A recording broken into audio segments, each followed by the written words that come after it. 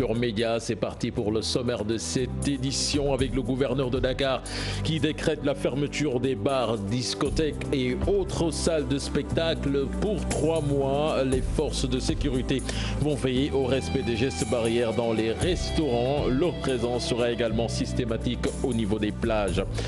Le port du masque bien visible dans les rues de la capitale au lendemain de la sortie du ministre de l'Intérieur. Certains dénoncent le comportement irresponsable de certaines personnes encore dans le déni. Il est d'origine criminelle, l'incendie qui a coûté la vie à Djibril Diol et à 4 membres de sa famille. La police de Denver a mis sur la table une récompense de 14 000 $ à toute personne qui aidera à retrouver les auteurs de ce crime odieux. Et puis ce litige foncier à Ouakam avec ses près de 1000 propriétaires qui risquent de se retrouver à la rue. À l'origine, c'est un différend qui oppose les autorités coutumières et le collectif pour la défense de Ouakam à propos de l'indivision du titre foncier 1751 NGA. Voilà le sommaire de cette édition. Tout de suite, le développement.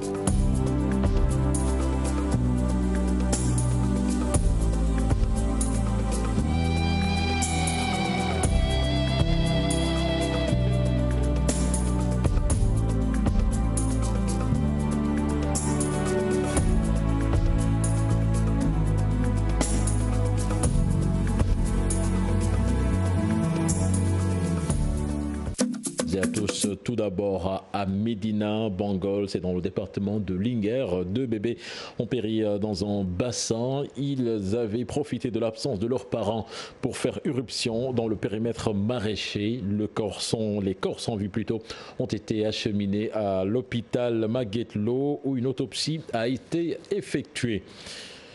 Aux États-Unis, l'enquête sur l'origine de l'incendie a coûté la vie à Djibril Diol et 4 membres de sa famille avance. Il s'agit d'un acte criminel selon la police de Denver qui met sur la table une récompense de 14 000 $ à toute personne qui aidera à trouver les auteurs de ce crime odieux. Suivons les explications de Simon Sedo, membre du département de police de Denver. C'était lors d'une conférence de presse en présence de la communauté sénégalaise. Djibril et Adja Dior ont perdu leur vie dans leur maison.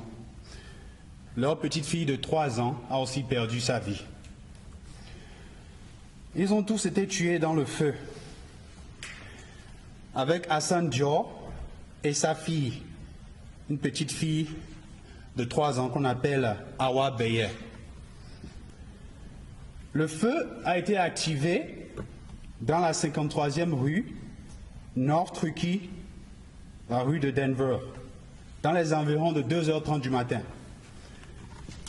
L'incendie, il semble que l'incendie a été intentionnellement activé par des inconnus. Et ces inconnus ont fui les environs de la maison après avoir activé le feu. Le département de police de Denver avec le Metro Denver Crime Stopper aura une récompense de 14 000 $ à toute personne qui pourra nous aider à résoudre ce crime. Merci. Et puis le consulat du Sénégal informe qu'il va prendre en charge le rapatriement des corps.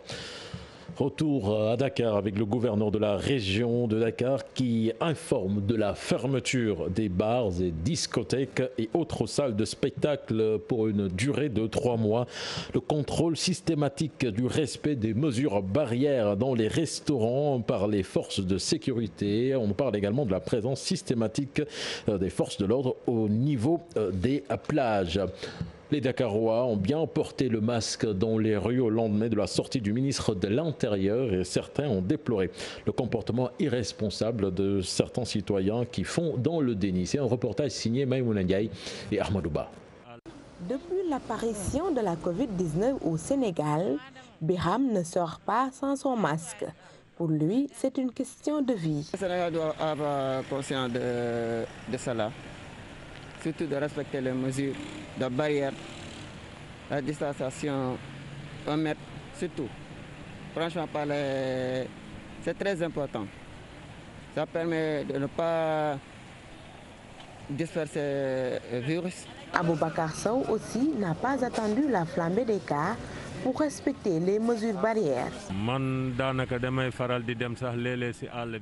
Très souvent, je me déplace à l'intérieur du pays. C'est pourquoi je mets tout le temps mon masque. J'avais un ami, un Chinois. Lui, il me rappelait chaque fois l'importance du port du masque. Cette maladie, à mon avis, doit beaucoup nous enseigner. Nous devons prendre conscience du danger. C'est très important. Le jeune homme pense qu'il urge de protéger davantage les personnes âgées. Je suis désolé pour eux, franchement parler, désolé. Un agent président qui est là, qui tue, et tu ne veux pas te protéger. Alors là, je l'appelle de la suicide. Hein? Ça, c'est du suicide. Quelque chose qui tue. Tu entends des morts chaque fois. On enregistre beaucoup de morts ici. À chaque fois qu'on enregistre des morts ici, et les gens ne veulent pas respecter. Des mesures sans conséquences, ce chauffeur dit se plier malgré lui. La situation est très difficile. Le manque à gagner est énorme, mais nous n'avons pas le choix. Quant aux sanctions pénales, Aboubacar déclare que cela s'impose. Les restrictions viennent de l'autorité. Que faire? C'est un ordre à appliquer dans l'immédiat. Il faut que les Sénégalais le comprennent. Il ne fallait même pas insister sur les sanctions. Mais vu l'évolution de la pandémie, c'est le dernier recours du ministre de l'Intérieur. Nos interlocuteurs saluent le durcissement des sanctions. Toutefois, ils demandent une sensibilisation permanente. Et puis, retenez que le Sénégal a enregistré 4 nouveaux décès liés au coronavirus, ce qui porte le nombre à 229 sur 1576 tests réalisés. 116 sont revenus positifs, 63 cas contacts et 53 cas issus de la transmission communautaire. 39 cas graves sont en réanimation et 143 patients ont été déclarés guéris. Les cris du cœur des médecins au centre de traitement des malades du coronavirus à Matam. Il n'y a pas de lit chaud, encore moins de réanimateurs dans toute la région. À Matam donc, aucun cas grave ne peut être pris en charge malgré la disponibilité des tests sur place. Les médecins tirent à la sonnette d'alarme. Ali Bandelian. Au moment où la pandémie a fini de se propager dans le pays, la région de Matam semble laissée à elle-même.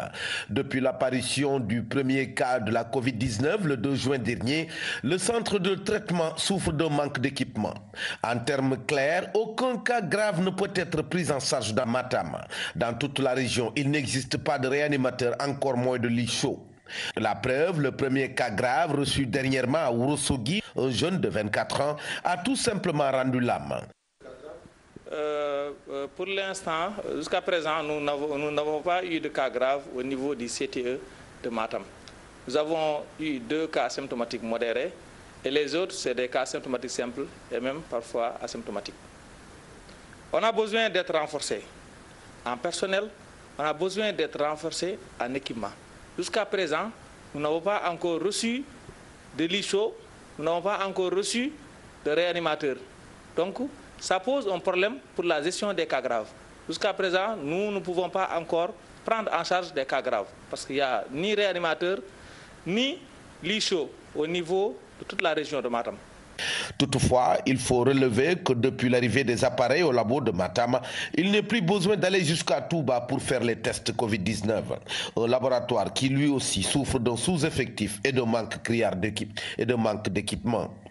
Et puis remous à l'hôpital Elisabeth Diouf de Diamniadio, les travailleurs disent n'avoir plus le moral du fait des difficiles conditions de travail en manque de considération de la direction. Ils promettent de durcir le ton si elle continue de fermer les yeux sur les difficultés auxquelles ils sont confrontés. Ousseynou Kam et Ahmadou Bambassan nous en disent davantage. La tension est vive à l'hôpital Elisabeth Diouf de Diamniadio. À l'origine de cette situation tendue, des conditions de travail précaires selon les travailleurs. Donc, les braves agents du centre de santé de Diamniadio, voire du district sanitaire de Diamniadio, le comité de pilotage dans le centre de santé Diamniadio tient ce point de presse en vue de partager son amertume et sa déception due à la situation actuelle de la structure. Ces sentiments sont partagés à travers l'amélioration du cadre de travail du personnel qui est désagréable et plus que stressant. Ces travailleurs se disent également outrés de l'attitude du médecin-chef suite à l'infection à la Covid-19 de certains agents. Des agents ont été confinés et des cas positifs parmi nous ont été notés. Ma scène ou djërëjëf de la part de notre médecin-chef n'a jamais été entendu. Le favoritisme ouvert de la gestion du personnel du centre est aussi à mettre en exergue. Parce qu'il se dit même que Au-delà de leur sortie, ces blouses blanches promettent de dérouler d'autres actions afin de contraindre la direction à plus de considération et de meilleures conditions de travail. Oui, on a prévu d'autres actions parce que ça c'est une étape par rapport à ce qu'on va faire. Parce qu'on a l'accord du maire, parce qu'on voit que le maire est à côté de nous. Le comité de santé, le comité de développement sanitaire du centre aussi est à côté de André Defar centre de santé pour nous accompagner. Mais il ne reste que le médecin qui passe devant ces éléments, qui ne les salue pas, qui ne les regarde même pas, qui ne vérifie même pas ce qu'il y a au niveau des bureaux. Et ça pose problème. Joint par TFM, le médecin-chef Bouna Sall invite ses travailleurs à revenir à de meilleurs sentiments et de comprendre que ces difficultés sont dues essentiellement au contexte de la pandémie du coronavirus. Puis l'eau ne coule plus à flot dans la commune de Patars, c'est dans le département de Diourbel. Les populations ont encore décrié la réforme et exigé le départ du repreneur des forages ruraux dans la région. Sinon, ils menacent de ne plus payer les factures. Babacar Diouf Ndongo Ndiaye. À Patars, une commune du département de Diourbel, les populations n'ont pas d'eau. Pire, elles payent cher la petite quantité qu'elles en reçoivent. Nous avons constaté depuis l'arrivée de l'entreprise Aquatec pour la gestion de nos forages, beaucoup de problèmes qui nous empêchent d'avoir un accès à l'eau. Ces problèmes sont la surfacturation inconditionnelle, les coupures ininterrompues des robinets, problème d'accès aux services techniques, l'augmentation de la somme qui était de 14 000 francs pour le raccordement à domicile par Aquatec à 97 000 francs. L'augmentation du prix du mètre cube de 200 francs à 250 francs. Une situation qui ne saurait prospérer à leurs yeux, d'où cet appel à l'autorité. Nous interpellons directement les autorités administratives, à savoir le gouverneur de la région, le préfet du département de Diourbel, le sous-préfet de l'arrondissement de Noulo et l'entreprise Aquatec, afin qu'ils prennent leurs responsabilités les plus entières avant que l'irréparable se produise. En tout cas, elles auront alerté. Par conséquent, les populations de la commune de Patars prennent les autorités locales et centrales pour responsables de toute situation qui adviendrait. Nous exigeons son départ dans les plus brefs délais. Ainsi, il n'est pas exclu de nos réactions de ne plus payer à l'unanimité nos factures d'eau à travers la stratégie Langue Bagnafay. Cela est une alerte directe aux autorités concernées. Ce problème récurrent dans la région de Diourbel n'est pas circonscrit dans la commune de Patars. Ngogom, dans le département de Bambey, n'a pas non plus d'eau depuis la veille de la Tabaski. Ndiaye-Bop, c'est dans la commune de Morolan. Les populations étalent leur galère. L'eau se fait rare et pourtant les forages qui alimentent Dakar et sa banlieue sont implantés dans cette localité et les jeunes du village décrivent cette injustice. En plus, la prolifération des carrières d'exploitation de latérite et de calcaire cause énormément de dégâts. On voit cela avec Charanta Diop et Seyla Tire. Les autorités étatiques n'ont aucune considération pour les populations de Morolan. C'est le cri du cœur lancé par ces jeunes du village de Ndiaye-Bop dans la commune de Morolan qui se disent outrés par la prolifération des forages dans leur localité. Ces ouvrages hydrauliques, disent-ils, alimentent Dakar et sa banlieue tout en oubliant les populations de Morolan.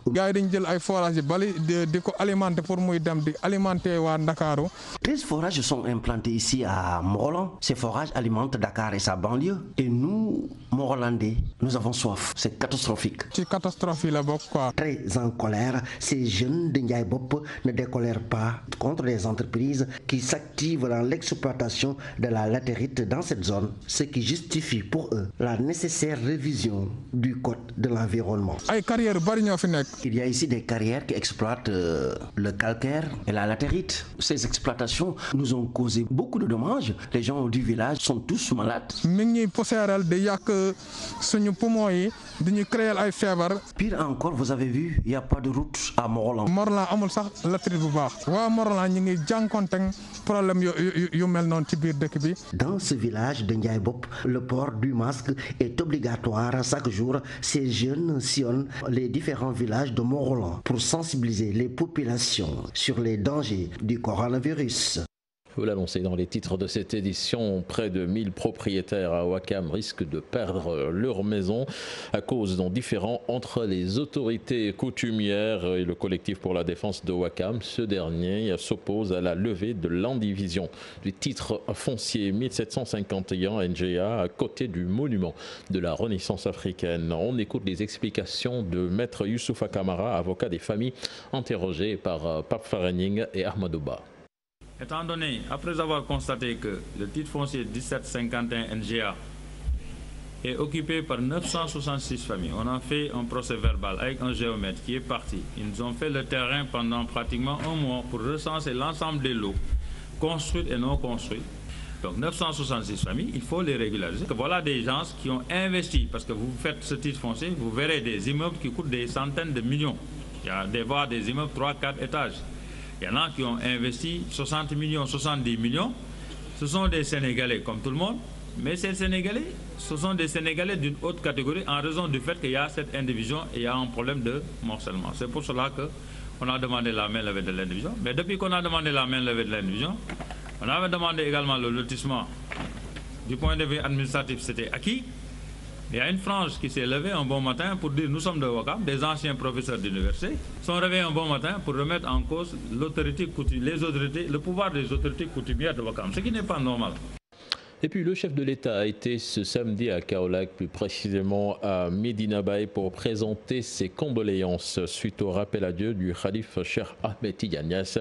Macky Sall a salué l'œuvre de l'illustre disparu hier. C'était Serigne Bassa Abdou Khadre qui s'était rendu au domicile du Khalif de Medina Baye. Le guide religieux a rappelé les magnifiques relations qui ont toujours existé entre Touba et Medina Baye, des relations qu'il faut consolider et sauvegarder, dit le nouveau Khalif de Medina Baye qui se félicite de cette visite.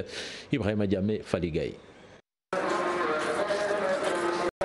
C'est en fin d'après-midi que le porte-parole du Khalife général des Mourides, accompagné d'une petite délégation, est arrivé au domicile du nouveau Khalife de Medina Baye. Serigne Bass Abdou Khadre, au nom donc du Khalife général des Mourides, a d'abord présenté ses sincères condoléances avant de revenir sur les excellentes relations indéfectibles qui lient les deux familles religieuses, ce depuis le temps de El Hadj Abdoulaye Niasse et de Serigne Touba.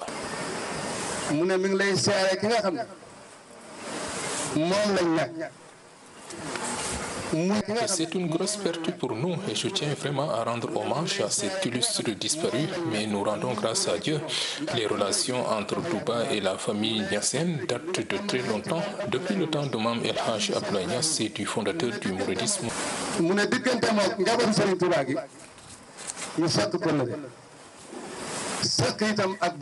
En réponse, le nouveau calife de Medina Baye, Mohamedou Mahi Ibrahima Niasse, a magnifié le déplacement du porte-parole et prié pour la consolidation de ces relations qui existent entre les deux familles. Nous prions pour que ces relations puissent être pérennisées et sauvegardées. Nous avons les mêmes missions et notre objectif est le même, travailler pour l'islam et le faire rayonner partout. Que Dieu nous accompagne.